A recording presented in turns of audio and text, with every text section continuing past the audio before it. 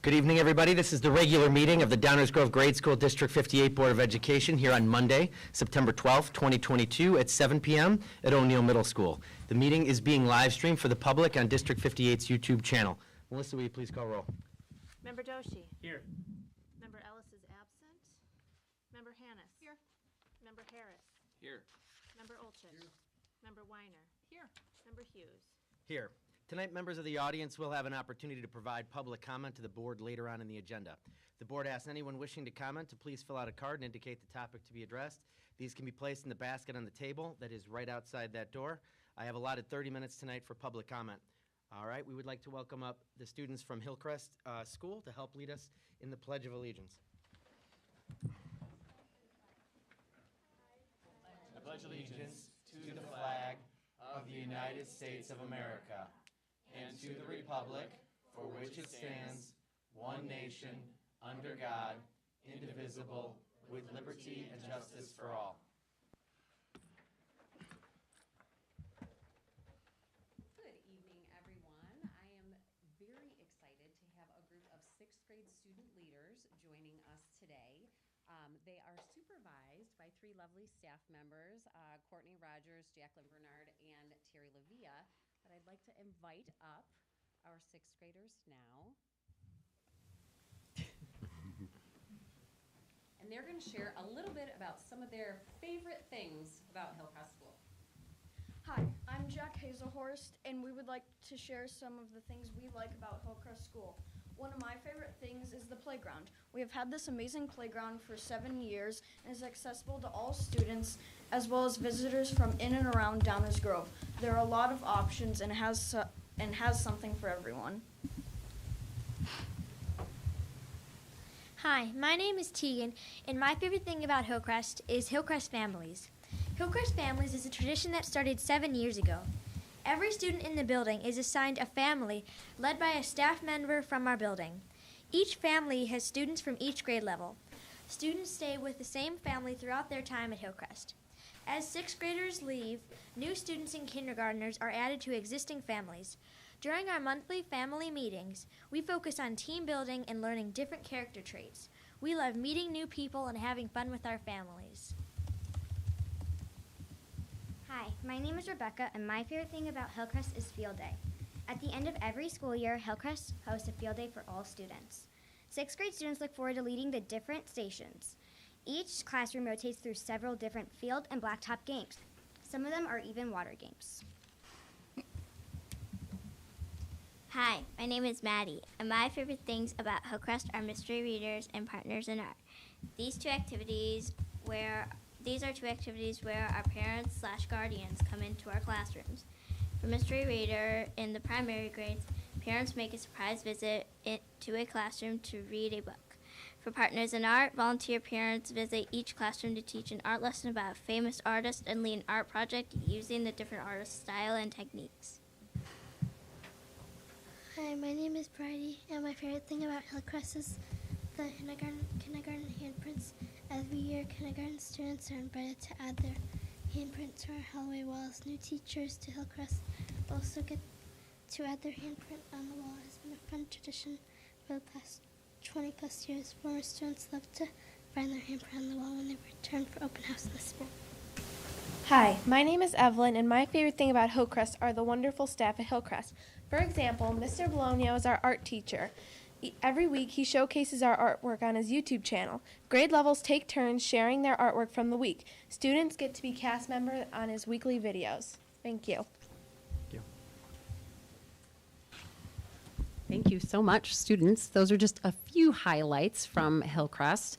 I'd like to invite up now our PTA co-presidents, Susie Howe and Beth Nelson, for a brief highlights of some of the things. We're following the rules tonight.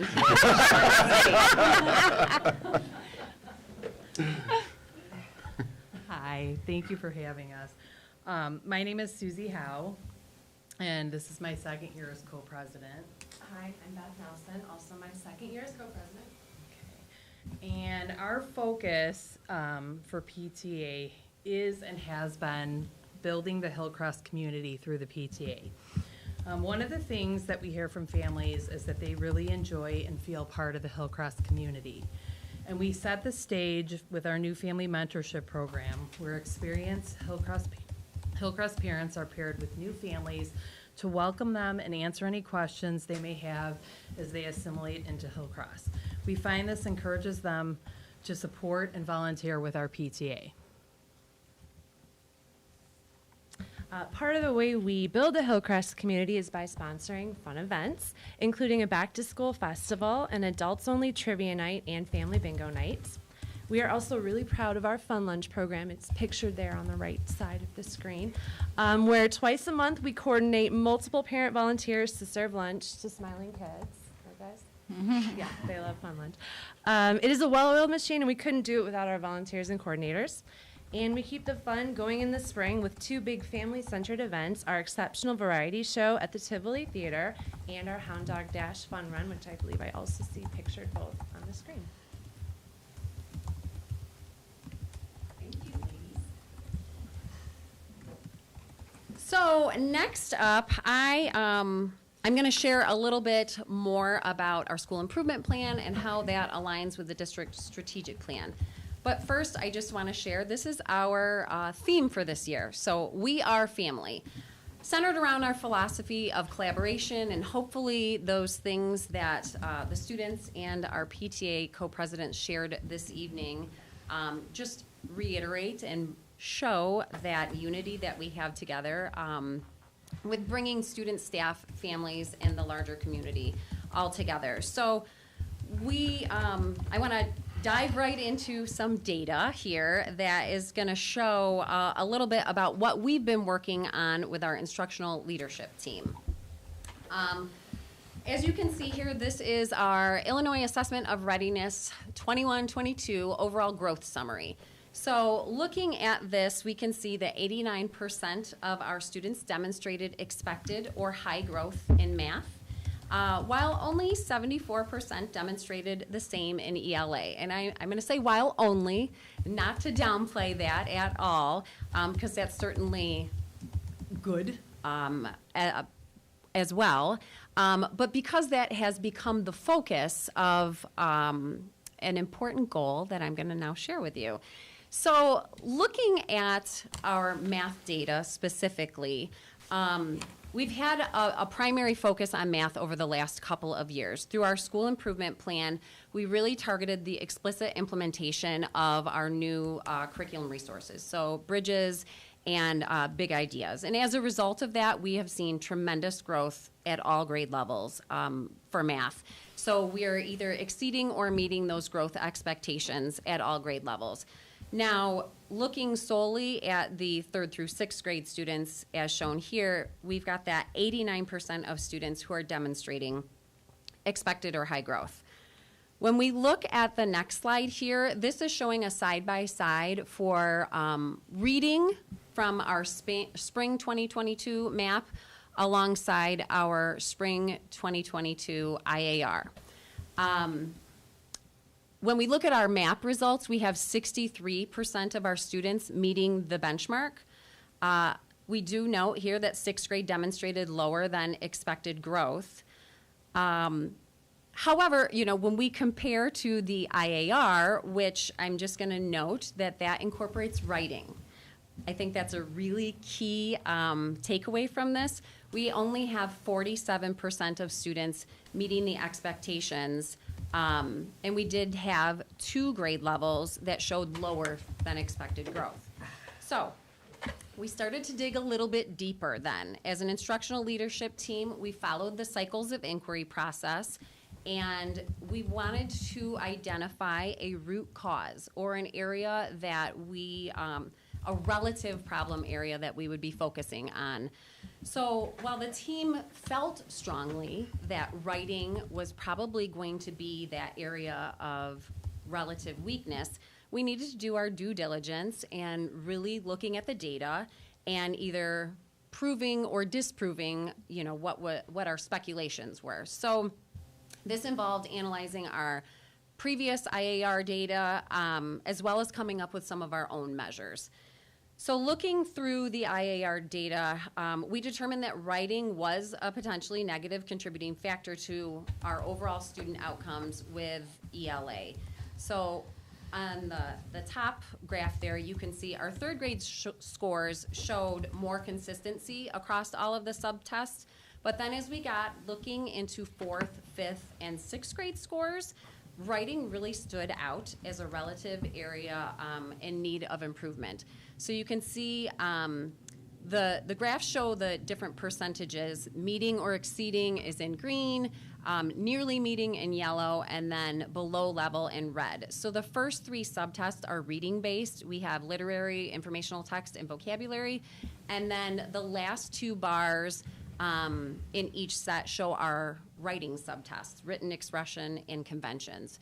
So as we looked at individual scores, we noted that several of our students who were on the bubble had lower writing scores, both in conventions and written expression, and then overall, they were not meeting those state expectations. So, in an effort to further pinpoint just that specific area of need within the different grade levels related to writing, last spring we surveyed our teachers and collected some additional evidence. So the results anecdotally were that teachers noted weaknesses at both primary and intermediate grade levels. Teachers were observing students to struggle with stamina involved with writing and the elaboration involved with writing. Furthermore, we went on to collect some additional data through asking our kindergarten teachers to use the district developmental writing stages. We asked them to assign a writing stage for each of their students. We then looked at our 3rd through 6th grade students and had our teachers using the IAR rubrics assign a level for both written expression and conventions. And this really helped us to pinpoint that area of need. So using that information from the staff surveys, from the data collection, we definitely realized that the focus needed to be on written expression. So what do we do next? Once we started meeting this summer with the instructional leadership team to sort of plan our next steps. We looked at some research related to teaching elementary students how to be effective writers. The research focused on 4 recommendations, starting with finding daily time to write. This includes explicit instruction in the teaching of strategies and skills. So once we had evidence to support that, during our Institute Day, the instructional leadership team presented to staff and explained our focus on writing. As with any change process and initiative where we're going to be asking people to be doing something more or something different, we really started with the why and referencing the data that we had collected last school year and reviewing with them. We outlined some smaller incremental steps that included a step-by-step approach along with some accountability checkpoints. So using our Professional Learning Monday time for both accountability as well as professional development, we're looking at the writing strategies that can be taken right back into the classroom. This will allow us the time to continually revisit our goals, certainly share our successes, and resolve any roadblocks that might be coming in our way. I think it will also be a really great opportunity for us to review and compare writing samples along the way to determine next steps. So ultimately, there are several positive outcomes that we're working toward with this goal. Certainly increasing written output, gaining confidence with writing, which leads to then increased enjoyment with writing, and ultimately better scores. This is just one component of our school improvement plan, but something we're really excited about. We're eager. Having started this work months ago, Today, with our first building level professional development or professional learning Monday, we already started the process of discussing how's it going so far, what tools are we using within our classroom, and how can we make sure to fit in across all content areas, increased writing time. So thank you for allowing us the opportunity to share just a piece of this. I know Justin has a little. Well, I want to jump in first and acknowledge that this is the second time we have used the ECRA platform to present and share data, this time at the building level and looking even further into some of the reports that are available. So I both want to thank Mrs. Zepka for being the first person, or the second person, I guess, including me, to talk about that data and her command of it and working with her team, and really for also continuing to bring that SIP planning and cycles of inquiry process to life. I think it's one thing for me to stand up and talk about, here is what happens. When you hear and see the very specific things that happen in a building, it really sets the tone for how this is all translating from these meetings all the way into individual teacher conversations. And the last thing I'll add is that this is sort of a template of sorts in terms of starting with that higher level data and having our building leaders explain in subsequent months how they've used that and how it's influenced the SIP process. So maybe not right now, but if at any point in the next few weeks anyone has some suggestions or input on things you liked or things we might want to tweak as we go through, we want to really make sure that we're seeing similar presentations in terms of how the data is being used in all of our buildings. Thank you, Justin, for giving clarity. Principal Zebka, thank you for being here. It was wonderful information. For the students that are here with us today, we have some gifts for you. Thank you to the PTA and all the parents who are here. Thank you. Thank you. Thank you, Hillcrest, for starting us off. You did a great job tonight. All right, next up is a public hearing on the proposed 2022-2023 legal budget. So I'm going to start off with Todd Dreyfus with a couple of comments.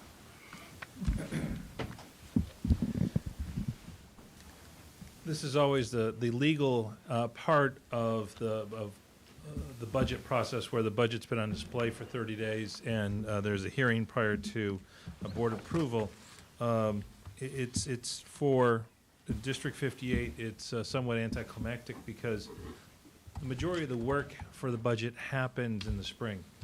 As the board would recall, in March, at the March board meeting, we presented the initial 5-year plan, and at the April finance workshop, we went through that plan, and the board approved it.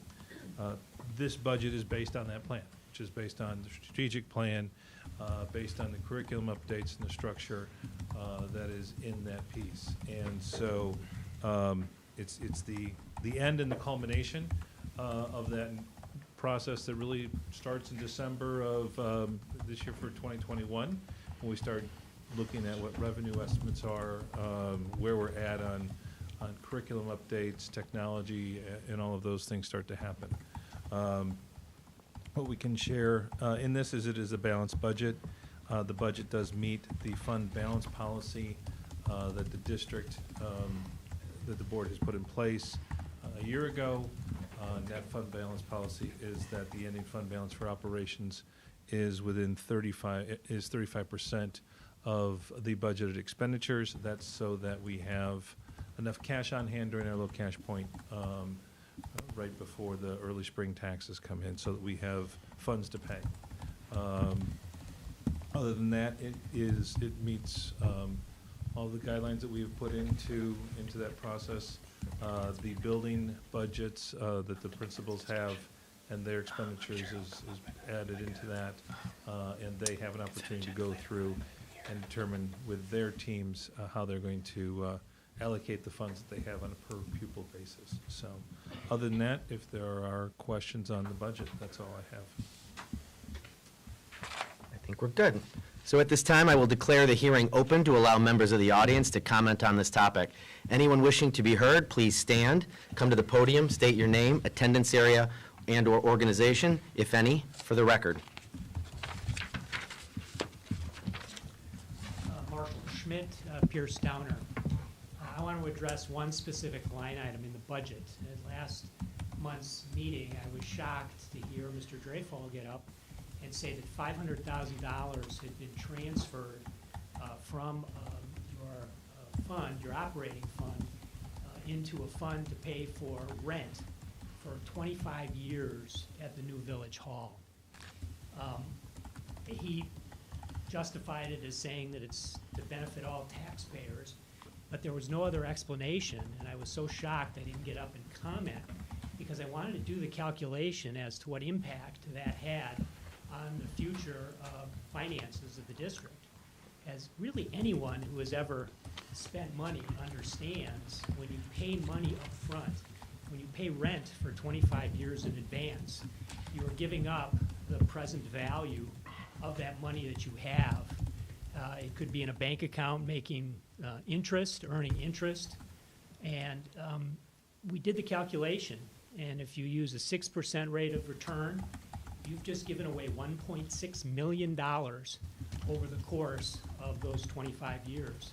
That's $1.6 million that could have been used to put a roof on.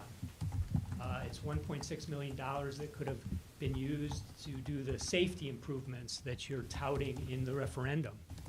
The only question that was asked when that was brought up was by Member Doshi, but he didn't ask the right question. He just asked, would this impact your operating budget? Well, yes, it will impact your operating budget over the next 25 years. You're giving away $1.6 million. If the rate of return is 7%, you're giving away $2 million. So I don't know if there was a back deal cut that the district was going to pay $500,000 up front to the village to help them pay for the village hall. It was billed that they were going to be able to pay for it themselves. The lease agreement that you executed and that was approved in public does not call for you paying rent up front. There's no record of why it is you're paying $500,000 up front, and when you go to the public in November and ask for $179 million to pay for roofs, you better be able to explain why you just gave away $1.6 million to $2 million that could have been used to build one of those roofs. Thank you very much. Thank you.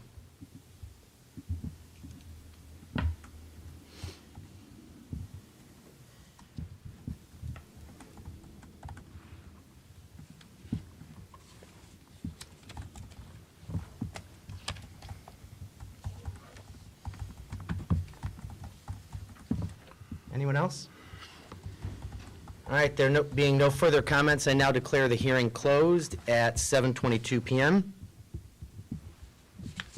And we'll move on to our non-action reports. The first one up is communications. Listed on tonight's agenda are 4 communications received by the board. Are there any additional communications by board members that board members would like to share at this time? No. Okay. And that brings us to the spotlight on our schools, the enrollment update. Please welcome Jane Uzentis. Hey, good evening.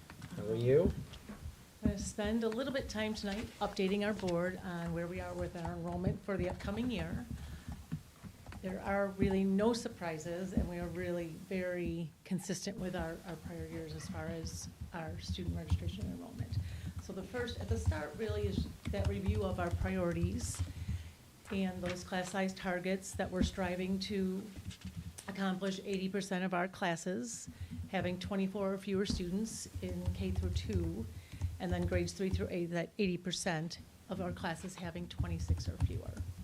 You know, other priorities consistent with prior years, this is again nothing new, is wanting to be able to offer OKEEP, that optional kindergarten enrichment program in each of our schools, making sure we have the space to do so, balancing our class sizes across the district, while also keeping students in their home schools as much as possible, and honoring that neighborhood school model that we value in 58. And then that last bullet really is making sure we can offer quality supports and services across all 13 schools, so children have that same opportunities for support and can achieve and excel with the necessary supports in each of our schools. So this enrollment, and it just as a comparison, last year at this time, our total enrollment was 4,905 students. So really very consistent. You can see that breakdown with preschool, elementary, middle school. just to clarify, the not attending in District 58, really that's talking about our children who are not attending in one of our general classrooms or our special programs. It may be SACID, and SACID programs are also in our schools. But it would also be our kids who are participating in a program that can better meet their needs, such as the Giant Steps or some other outplace facility. This breakdown is that overview of our K-6, 11 elementary schools. We are, again, very consistent and typical enrollment as we had last year. We have, I would say we're very proud of the progress and dedicating the teaching positions to keep bringing that average class size down across the elementaries. And you can see the span to that 18.5 to that 22 as an average class size is really a great accomplishment. I mean, in other years, previously, I would stand here when we were talking about average class sizes at 25. So we're very proud of being able to maintain those lower class sizes, bringing the range of class sizes more consistent across all 11 elementary schools is another accomplishment that we are proud of. We, in prior years, had a wider range and some discrepancy in some of our schools that had higher enrollment. As we look at kindergarten, there's two sets of information here. The yellow really is helping our board see how many of our students participate in OKEEP and what that percent could be breakdown is. So 90% of our students participate in the OKEEP program, and currently 10% are in the AM only. And this would be more consistent to what we were seeing probably 3 and 4 years ago as far as the students participating in OKEEP versus the half-day kindergarten.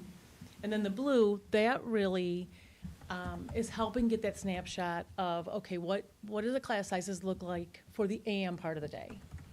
Because we would have a different number of teachers. So for example, in El Sierra, there's a half-day AM teacher. Puffer has an AM teacher. So we're gonna see different class sizes. So the numbers reflect the largest AM class size. So you can see by building, again, we're well within the range. It's a narrower range. You will see Hillcrest, our target's 24, they're at 25. That's still our highest AM kindergarten class. And then the PM, so after our half day, after the kindergarten students go home, the OKEEP classes, that shows, again, the largest class size in PM for kindergarten. And I have the asterisk noting, again, in El Sierra, that 28, there is instructional assistant support to support that class because it is a little bit larger. And that's, some of those conversations we have are building decisions as to, is there available assistant support? Do we allocate an assistant to kindergarten? So right now, that currently we have an assistant in place at El Sierra for that portion of the day. As we move on to this, Jane, can we go back to that slide? Could I ask a question on that? Sure. Just maybe a technical question. With the 47 enrolled, why is there a 28 class size? The 47 for the El Sierra. That's including, there is a kindergarten class of dual language students. And that it would be an all-day class. There's another full-time and all OKEEP classroom, and then there's an AM only class. So are you questioning, is the 47 is too high? The 47 would make me think there'd be like a 24 and a 23 And group of students. That's where you mean when we get to the blue? Yeah. In the blue, that is the largest afternoon class. So it really is a 28, because what happens is the dual language class stays together all day. And then there's 1.5 teachers in the AM. So that's 2 AM teachers for the remaining students, and in the PM, those 2 classes then combine whatever kids are left to make that 28. Got it. So that 28 would be children, kindergarten students who are not in the dual language program. I see. Does that make sense? Yes. Got it. Thanks. All right. Okay, this chart is really looking now by that breakdown of by class. You can see that range of class sizes You can see by building. I think it's important as you're looking at the columns, the orange, the dual language students, DLP, RISE, BEST, and then RISE. Also next to their school where they participate. We wanted to break that out so you can get a sense of by grade level. And there'll be another chart on a slide to show the specific classes for each of those programs. But when you're looking, and so for example, if we want to look at El Sierra with a dual language program, it is important to note that that kindergarten class, those 19 students are a class all day, dual language. They do not also then participate in the other first grade or kindergarten classes. And the same with first grade. When you're looking at second and third, that's a combination dual language class, so the 8 and the 5. So the 13 students are together with the dual language teacher for part of the day, but then they do spend part of their day in the other second grade classrooms and third grade classrooms. So they are with their peers, and part of their instruction is also in the other classroom, the regular ed classroom. The same thing for fourth and fifth. That's a combination class for dual language for that portion of the day with the Spanish instruction, and then the 5 kids in fourth and the 5 kids in fifth, for part of their day, they will go in and participate in some of their instruction with the other fourth and fifth grade kids. Sixth grade, there is a dual language teacher for the 5 sixth graders, and then the sixth grade students participate in the other sixth grade classes, and that teacher does support when they're going into the classroom. Something else you'll notice that let me use Indian Trail as an example with the RISE program. So you can see there are 4 kindergartners, there are 2 first grade students. It's really a building decision as to what makes best sense, looking at the students, the needs, the makeup of the class. And so in Indian Trail, you will notice in some of the grade levels, so third grade, we did not balance that team, the building team did not balance those grade levels, the 16 and the 19. And part of the reason is the 3 students for the RISE program may then go into one of those classrooms. And a lot of that has to do with the building support. You know, there's some thought of we should split and balance and have, 2 kids go into one student go into another. That can be challenging to then support with all the related service providers who then try to go into the classroom and support, whether it's an instructional assistance. We wouldn't have the staff to really make those schedules work and be able to provide that appropriate support. So that's why you will notice in some of the buildings the discrepancy in those grade levels, within the grade level, in how we have staffed those classrooms. So questions, I think, on this chart. The green would be indicating those classes that are over the target. And you will see, obviously, very, very few. We are, again, very proud of that, to be able to have a higher percentage of our classes at that 24 or 26 target. So really, in every grade level here, we have met the targets. Second grade has the highest, the greatest number of classes over the target, and they're still, 83% of the classes are still meeting that target. The rest are 95% or 100%. Okay, this slide really shows you that breakdown. If you want to take a look at each of the individual programs, what does that class configuration look like in each of these classes? RISE, DLP, BEST. You have the combination classes, if you will, and there would also be 1 or 2 instructional assistants supporting this special program. And then on the right side, the chart, really looking at the dual language, I provided that breakdown so you can see how the class is organized. There is an instructional assistant in each of the combination classes for dual language, the 2-3 and the 4-5. And we are very excited. We have instructional assistants who also speak Spanish this year that we were able to recruit for both those classrooms. So, and then I included the preschool as well. All right. Middle school is a very different structure, system. And so our numbers are relatively consistent. You know, last year we were at 1,066. This year we have 1,085 students registered at the middle school. So really very consistent. There's a lot of what goes into the scheduling is looking at the variety of classes that we're offering, the leveled classes in math, the different courses, the different supports, co-taught classes, students with IEPs, and trying to then put that puzzle together and really balance classes across the district. So when you look at the targets, if we look across all of the classes and calculate the number of classes or the percent of classes that are at the target, for Herrick it's 70%, O'Neill 89%. And from there, though, it's important to take a closer look because there's some very deliberate decisions and important decisions where we decided to go over that target and we feel that was the better decision for our students. And so I wanted to highlight that. When you look at our 6th grade math, we could have kept those classes at 26 or lower, but it would have meant splitting kids from an elementary school, and we felt it was more important to keep kids with their peers. So the Lester students are together, the Whittier students are together. We certainly could have accomplished the target, but we really felt it was better to organize, better for kids, even though it meant going over our target. We have co-taught classes, so you will see, and more of them at Herrick specifically, where we did let the classes go over the target, but we know we have 2 certified teachers supporting. So really that student-teacher ratio is lower. The full year foreign language, that was another decision this year.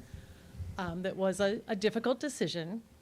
We definitely had high need or high interest in the full year foreign language, Spanish.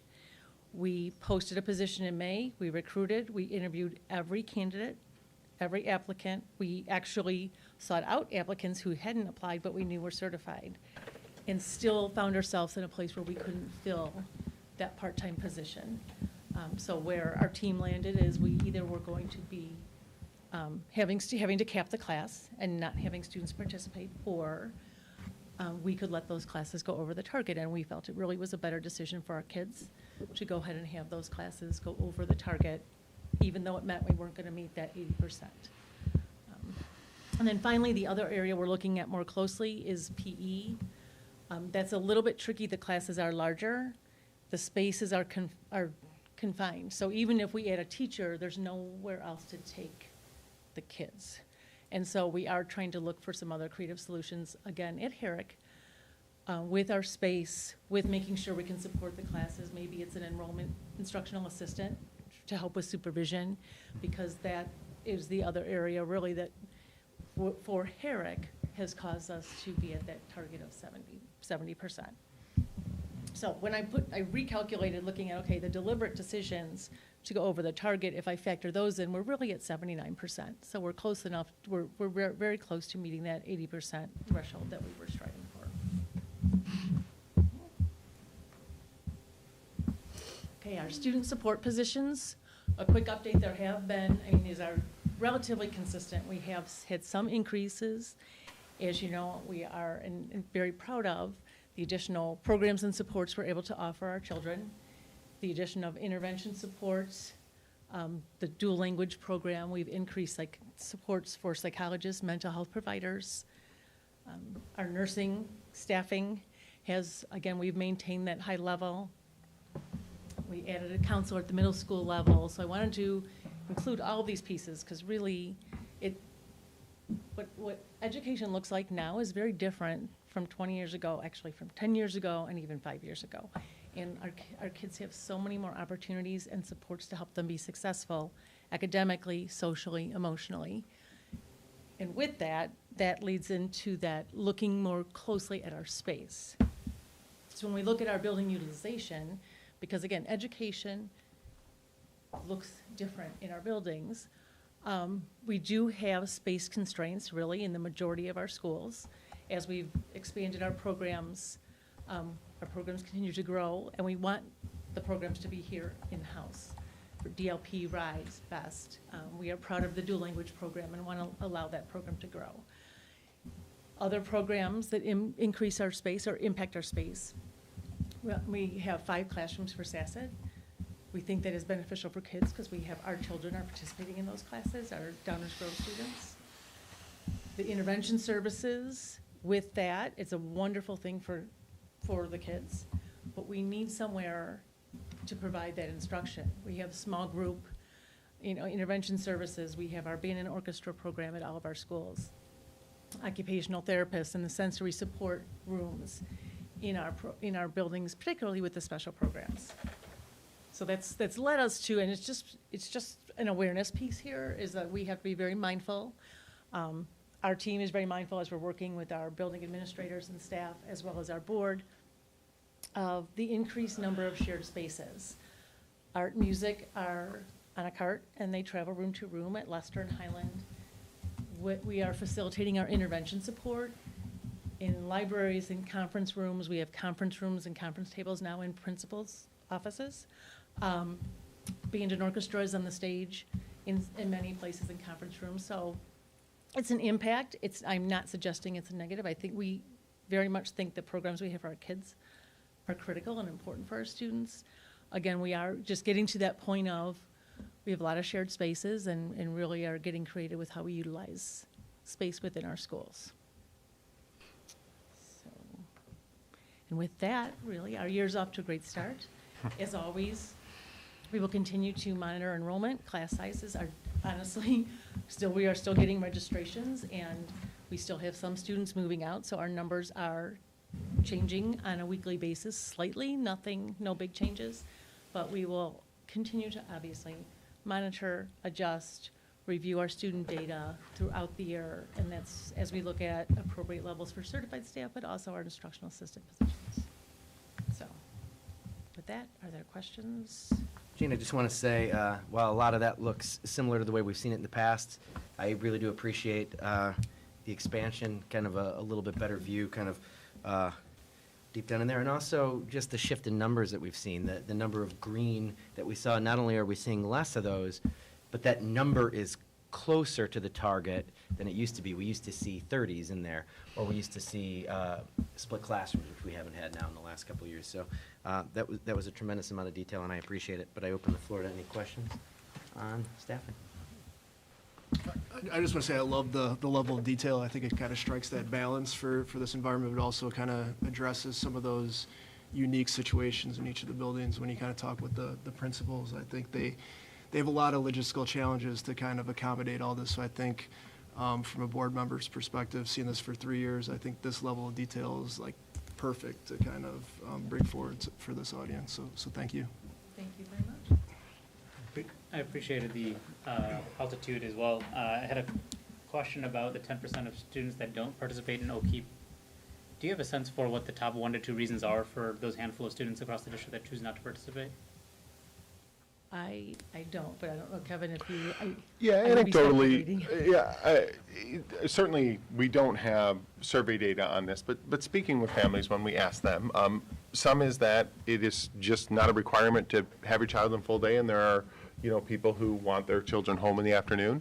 I also do think economics plays a part when you're talking about a tuition-based program. You always have obviously students who qualify for free and reduced, they can qualify for the assistance, but there is a gap there where people, might be struggling to afford the full day.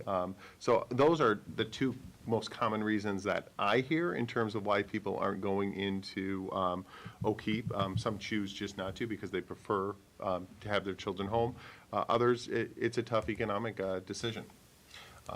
We also see on a different angle, because the way we structure the program where the standards are delivered, completely in the morning and the afternoon is more of an enrichment, we do get feedback that parents may choose to send their children to a parochial school where those are more spread out throughout the day. And then also there are still a handful of families who don't come to kindergarten here because they're still looking for like a Montessori type of experience, but then will come here in first grade.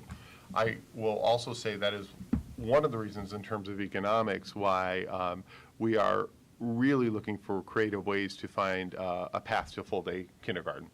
And if the referendum were to pass, that $1.5 million that would need to be devoted to full-day kindergarten wouldn't have to be shifted over to capital. And we do believe that that could be a reality if we are able to pass that referendum. So certainly, you know, when you hear feedback like that, you want to see what you can do to eliminate any barriers. Thank you. Again, though, that is anecdotal data. We don't have a survey on that in particular. Thank you. Thank you. Thanks, Jane. All right, next up is our first report to the board, which is the superintendent's report. Well, first I want to start with a thank you. I want to thank Michelle Zepka and the entire Hillcrest team. I think I speak for everyone up here. It's great to see students and their families at board meetings. I thought the kids did a wonderful job. Michelle, you had a tough task starting first with our new format, and I think you hit it out of the park. So thank you. I also want to thank Justin for his work on that. You really set a nice bar for all the other principals to follow, so thank you very much for that. I also want to start off with some awards and celebrations. I want to start with the District 58 School Board. I'd like to congratulate the Board of Education for earning the Illinois Association of School Boards School Governance Recognition Distinction. We're going to send a press release out. I especially want to thank Megan Hewitt and Melissa Jervis for their hard work on the application. This board is recognized. There are 852 school districts, and you are one of 33 to win this award. And so I think that's pretty significant. I think this board collaborates. The camaraderie is, you know, very present. You don't always agree on everything, and that's okay. But when decisions are made, you move forward in a positive direction on behalf of the students and the staff. It is noticed and it is appreciated. These have been probably the 3 hardest years to ever serve on a Board of Education. I can say that unequivocally, and you've handled it with dignity, grace, and flexibility, and I'm very proud to see that the Illinois Association of School Boards recognized you. So on behalf of all of us, a very big congratulations on that award. That is truly unique and special, so thank you. And I know you're modest, so you won't. Let's get back to work. Yeah, I'll say it. I also want to highlight, it was a really good day on here on Friday when we got that announcement. I also want to highlight some communication awards that the district recently received. The Illinois chapter of the National School Public Relations Association, commonly referred to as INSPRA, presented District 58 with 5 communication awards during an awards ceremony last Friday. These awards recognize District 58's exceptional communication efforts during the 21-22 school year. I want to congratulate Megan Hewitt, the district office, and all the team members that contributed to these awards. It makes a difference, and you've really done a nice job. We got 3 awards of excellence, District 58 Facilities, a 4-part video series, the 2021 annual report, and the 21-22 Schools of 58 handbook. So those all received excellence. Awards of merit were the Communicate 58 community newsletter and 58 Connects staff newsletter. I also want to highlight another award the district received under Megan's leadership this summer. The National School Public Relations Association presented District 58 with awards of excellence, its highest award level for Communicate 58 and the 2021 annual report, as well as an honorable mention for the District 58 Facilities, a 4-part video series. So we got a lot of recognition at the state level, but also the national level. So I think it's very important. I've said this many times. I've never seen a school district communicate at the building level and the district level as much as District 58, and I'm very proud of that, and it's something that we want to continue to get better. We survey our families, we listen to their input, and we want to continue to do that. I know sometimes people get sick of seeing Kevin Russell in their inbox or Megan Hewitt, but it's important that we are communicating and doing a great job. So again, Megan, congratulations. That's really well done. In terms of curriculum and instruction, real quick, we are about to embark on 3 weeks worth of curriculum nights. We're excited to see all of our families attend our curriculum nights. As a reminder, there are no COVID restrictions. I know in years past, we've maybe encouraged one parent to come instead of both, or one family member. All family members, adult family members, are welcome to attend curriculum night. So we're very excited to have families meet their teachers, hear more in depth in terms of our curriculum, our assessments, and our instructional practices, and tour the building. So we're very excited. I especially want to thank the district office staff. We'll be going on a road show here for the next 3 weeks to try and hit as many buildings as possible, so thank you for the extra nights. In terms of finance, one of the areas in finance that is covered under the business office is busing. And I do want to take some time to highlight an area where we're having some difficulty this school year. Local school districts, including District 58, have been plagued by busing issues. The labor shortage is real, and it is severely impacting bus drivers. For those of you who don't know, we're in a consortium with Downers Grove 99 and Woodridge 68 to save costs. And all of our general education routes are covered, which is great. But they're covered until somebody gets sick, and then they have to start filling in. They have office workers filling in. Of course, they're licensed drivers, but it is an all-hands-on-deck approach. We are working very, very closely with our transportation providers. That includes Sunrise for special education routes, for student for general education, Kids Cab, and then also Aurora Naperville Taxi. I do want to highlight in particular one area that we are working diligently on, but struggling to find answers, like pretty much every district, and that's in the area of special education. There are many of our students who have such unique special needs that require very specific details in terms of transportation. Door-to-door transportation to the home is a great example, or a wheelchair lift, or several other accommodations. That is certainly where our focus is, and we are working very, very hard to try and recruit drivers to help our transportation providers, but certainly that is an area that we not only struggled in last year like every other district, but this year it's just further exacerbated. So I know Jessica, Sonali are working very hard on that, but that is certainly an area that is not going as well as expected, and one that we're never going to give up on, but it is certainly challenging. So I want to apologize to our families that find themselves in these situations. It is not their fault. I want to, thank them for their flexibility and their patience as we're trying to get through this, because it certainly is challenging. And I wanted to publicly, again, thank them for all their patience and flexibility, because it's tough when you're trying to figure out how your child's going to get to school. In terms of personnel, I'm just going to give a quick report like I do every September for this, because Jane just did a great job. We have 2 mandated reports that must be posted on the website. One is the IMRF compensation report, and another one is the teacher and administrative compensation report. So by law, those will be up on the website after the board meeting tonight, but I always want to pay particular attention to that. As public employees, our salaries, our benefits, are public information, and so you can always find those on the website. In terms of technology, I want to thank James and his team. They've done a great job getting the school year ready. When you think about having approximately 5,000 students, all with individual devices and the software programs that go along with that, and making sure that parents can all log into PowerSchool without any log jams, I think his team has done an outstanding job. There will certainly always be hiccups in these systems, but responding to teacher help desk tickets and student help desk tickets, the team has been very, very responsive, and we've had a really good start to the school year in terms of parents being able to access PowerSchool, getting the devices ready, up and running for our students. So kudos to our technology team, very, very good with that work.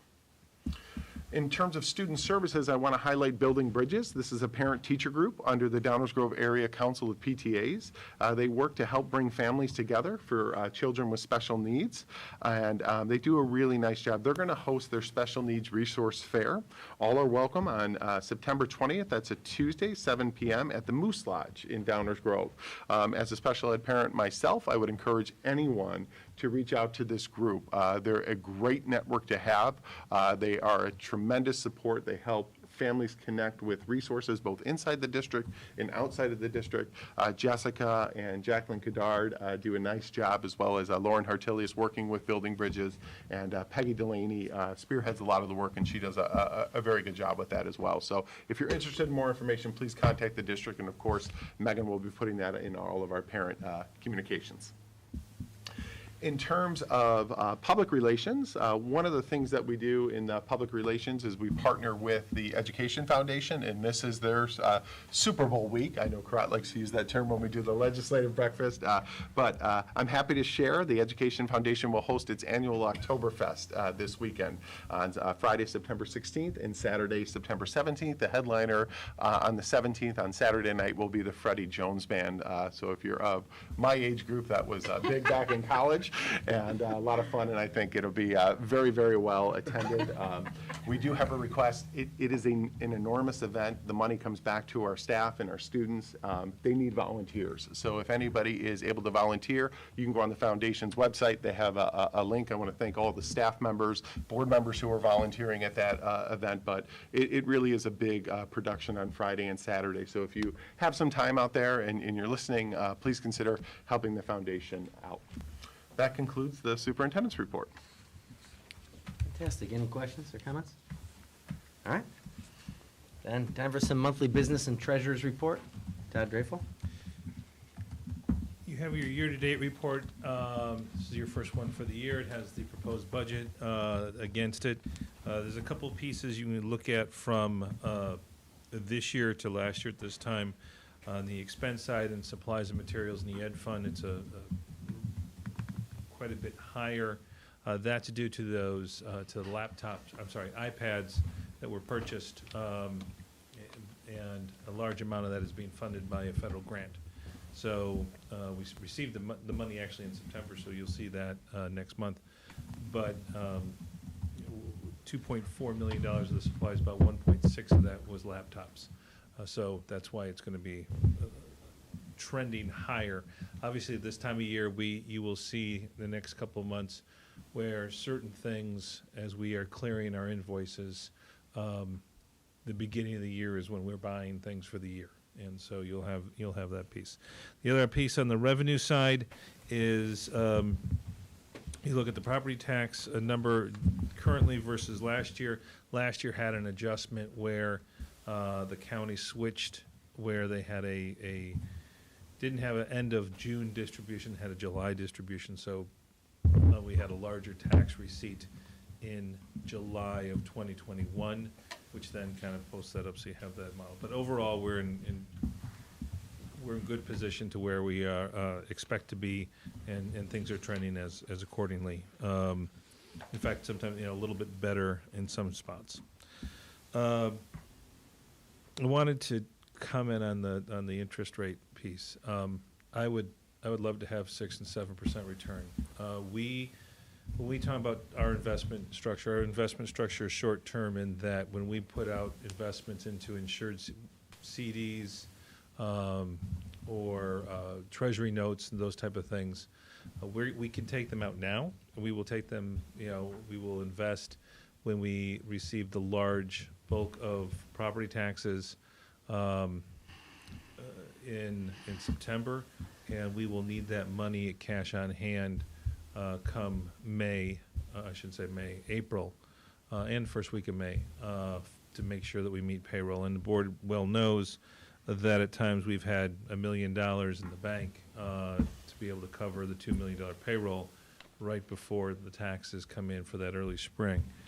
So we don't have long-term investments. We are structured and we are limited in what we can invest in. We can invest in municipal bonds. We can invest in state of Illinois bonds. We can invest in secured and CDs by banks and, as I said, treasuries. None of those have hit the 6% level. We can do commercial paper, though I have to say I don't believe I've invested in commercial paper since 2008. The last time I remember getting a rate somewhere around a 6%, 7% for some of these type of investments was 2004 and 2005. It's just not the market, and we just don't have that investment piece. So I wanted to kind of just explain where and how our investment structure works and what we're limited to in our time frame for putting money out and so forth. Last piece you have some surplus items on the agenda. You also have the next step in the process as we're going through in preparation if the referendum was to pass in November. Over the summer, we listed our request for qualifications. That is a RFQ for professional services, as is through the school code. The school code that allows you for professional services architecture, engineering, construction management, and so forth to go through this process. You do an evaluation of the qualifications. We did that with a group, small group out of the FAC. The board saw last month a conversation about the type and the structure. We had another conversation with the FAC on Friday to this recommendation, and that is at this point we make a ranking of the top firms to start the negotiation of a contract. So what you're approving this evening is simply the ranking of the top 3 firms. We had 9 submissions. We interviewed 5, and we are ranking in our recommendation 3. And you have that before you. From there, if the board approves that this evening, we would go into terms and work to negotiate a contract with the top firm. If we can't come to terms, then we would move to the second firm and so forth. And then the expectation would be that if the referendum was to pass, we would bring to the board for a recommendation for a contract at the November board meeting. And then we would be working and retain that firm as a construction manager for the work that is listed out for the referendum. So that is what you have before you this evening as an action item. We did spend some time in the FAC reviewing and going through the process again as we had the previous month as well. With that, if there are any questions. I have one quick question. If we took $500,000 and invested it over 25 years with 6% returns per year, that would be worth about $2.145 million after 25 years, assuming we don't touch it. Is there any landlord who would allow us not to pay rent for 25 years? I'd look for one, I suppose. I'm Okay. not aware of one. So. That's all I want to ask. I also want to remind the board of the sinking fund that was in place that had a lot of problems, and we moved away from that to a general fund balance policy. Putting that much money in reserves on top of the capital needs that we have just isn't something that's feasible at this time. And the FAC did not recommend that. And if I can just talk to a minute about the 500 for the, to advance payment on the lease. The village is going out into the marketplace and borrowing and issuing bonds. Those bonds have an interest rate, just like as if we were to do if the referendum passes. And so any funds that they have in advance is less money that is issued against the general population of Downers Grove. And so that is was the thinking in that we could be able to advance some of that during their construction process to limit, the overall debt structure of the community in that piece. And so that is where that recommendation has come from. We certainly are not going to act on that piece until after November, because we would certainly, one way or another, we would likely are going to be amending the budget come towards year end anyway for adjustments. But we would hold, similar to the discussion of all-day kindergarten versus the O'Keefe format, we would have to have a different conversation because we do have and we know a large amount of work to be done, and we have to have something to do that with. We would then have to have that conversation and that structure. What are the next steps, and how does that adjustment come out to be? Perfect. Thank you. Anything else? Appreciate it. Thanks, Todd. All right, the policy committee has not met, neither has the legislative committee. Financial advisory committee did meet last Friday. Todd stole most of my thunder, but just to, as we always do, we just did a quick overview of the year-to-date and had a conversation on the budget, because just like in here, they've been a part of this budget process coming off of the 5-year plan for a long time. So for the most part, nothing shocking in there. It's just a final opportunity to dot all the I's and cross all the T's. I did want to let you know that coming up later on is the opportunity to approve that list for the contract construction management firms, and they supported the idea of using a firm with in that structure of a firm at risk. And I know you guys talked about it last month when I wasn't here, but just as a reminder to everybody, when we talk about them being a firm at risk, that means they're holding all the risk on managing the performance and all the bonding issues and everything that goes along with dealing with the significant number of contractors that would be involved of a project this size. So we spent a little bit of time talking about that and the folks that made the list, including the one at the top, BOE and Andrews. So, and Todd alluded to the fact that what we are approving today would be a list.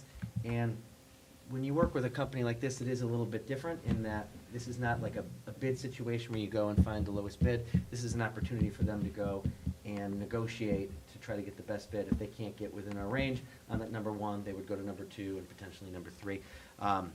No action would be taken on this unless a referendum should pass, and then we would need that. But they do start this late work in advance because everything has a long lead time and that process takes a while. So having this stuff primed and ready to go is just incredibly important. So that was really the whole core focus of everything that we did in that meeting. Anything to add? No, you know, I was trying to find something you missed, but Yeah. once again, nothing. Okay, perfect. No, I think the contract management piece is very good proactive planning, and it's kind of something that we don't need yet, but it's good to have if that does come to fruition. So I think it's just another good example of Todd and his team kind of doing the due diligence and listening to all the stakeholders. So thank you. Any questions? All right, then that concludes my report. All right, the district leadership did not meet, and neither did Health and Wellness. We have no regular discussion items tonight, so that brings us to public comment. This is an opportunity for members of the audience to share a public comment with the board, but is not intended to be a time for members of the public to enter into a dialogue with the board. Issues raised during the public comment may be added to future agendas or addressed by administrative staff as appropriate. Did anyone check if we have any cards? It's outside in the hall today. I know we had one for the budget hearing, but someone spoke. Just the one for the budget hearing? All right. Since I do not have any cards, is there anyone here that would like to make a public comment at this time? All right. Then we're going to go on to the approval of minutes. Are there any suggested revisions to the minutes as presented in the packet of materials? All right. If not, is there a motion to approve the minutes from August 8th, 2022, regular meeting as presented? So moved. Second. All right.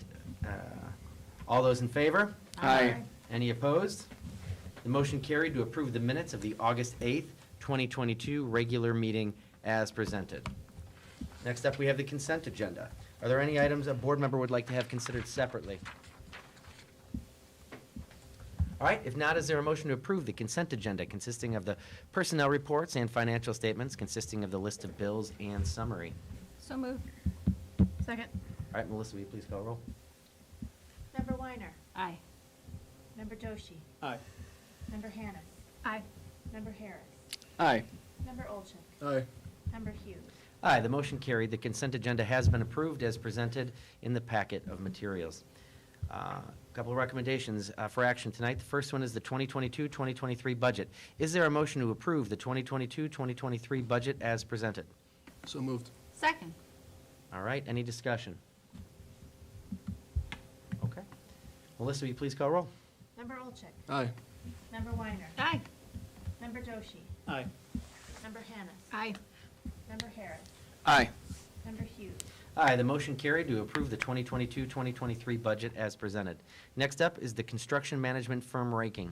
Is there a motion to approve the list of construction management firms in this order? 1, BOE and Andrews. 2, Lamp Incorporated. And 3, Pepper Construction. So moved. Second. All right, any discussion? Melissa, please call roll. Is that Member Weiner? Yep. All right. And who was the second? You can go with Doshi. Oh, I'll take it. All right, Member Weiner. Aye. Member Doshi. Aye. Member Hannis. Aye. Member Harris. Aye. Member Olchek. Aye. And Member Hughes. Aye, the motion carried to approve the list of construction management firms in this order. 1, BOE and Andrews. 2, Lamp Incorporated. And 3, Pepper Construction. And then, next up is the extension of the superintendent's contract to 2027. Is there a motion to extend Dr. Russell's employment by approving the superintendent's employment contract with Dr. Kevin Russell for 2022 through 2027, the board having found that he has met the performance goals set forth in the existing contract. So moved. Second. All right, any discussion? All right, Melissa, please call roll. Member Weiner. Aye. Member Doshi. Aye. Member Hannis. Aye. Member Harris. Aye. Member Olchek. Aye. Member Hughes. Aye. The motion carried to extend Dr. Russell's employment by approving the superintendent's employment contract with Dr. Kevin Russell for 2022 through 2027. The board having found that he has met the performance goals set forth with the existing contract. So congratulations. We look forward to 5 more years with you. Well, I just want to say thank you to the board, thank you to the staff, thank you to the community. I love my job. I've always loved working for District 58, and so this is truly a dream come true.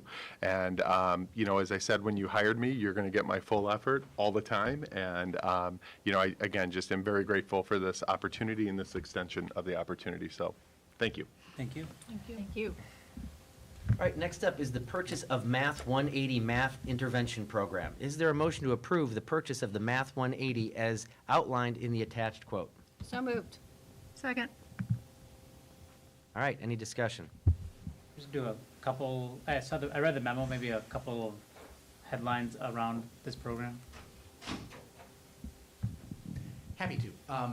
As outlined in the memo, this is an area in which we do not have currently access to a comprehensive math resource. This is targeted for students who are in what most of the world calls middle school, and we call grades 6 through 8 in our district. And so it really is designed to prepare students for algebra, prepare them, get them ready for algebra. So students who are already a grade level or 2 behind in math at that point are the targeted audience for this program. We've gone through, we've purchased and asked for sample materials from 5 or 6 other vendors and other programs like this, and haven't found something that combines print and digital, combines some independent learning with some teacher-led learning, has some hands-on pieces, really also has a comprehensive assessment and progress monitoring platform, and can both align with our 30-ish minutes of intervention time at the 6th grade level right now, and also our new student support period, which is 22 minutes. The program is actually built around a 45-minute block, and so we've worked with the vendors to really talk through how do we take that 45-minute program, and they outlined and gave us great confidence in the fact that it really will work well for our middle school students who are in those student support periods receiving math intervention. Thank you. Any other questions or comments? All right, Melissa, please call roll. Member Weiner. Aye. Member Doshi. Aye.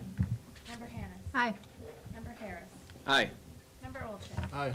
Member Hughes. Aye, the motion carried to approve the purchase of Math 180 as outlined in the attached quote. Last up is the surplus equipment, a tractor and computer carts. Is there a motion to designate a surplus John Deere 445 tractor and multiple computer charging carts as surplus equipment? So moved. Second. All right, any discussion? Melissa, please call roll. Member Weiner. Aye. Member Doshi. Aye. Member Hannis. Aye. Member Harris. Aye. Member Olchek. Aye. Member Hughes. Aye, the motion carried to designate as surplus a John Deere 445 tractor and multiple computer charging carts.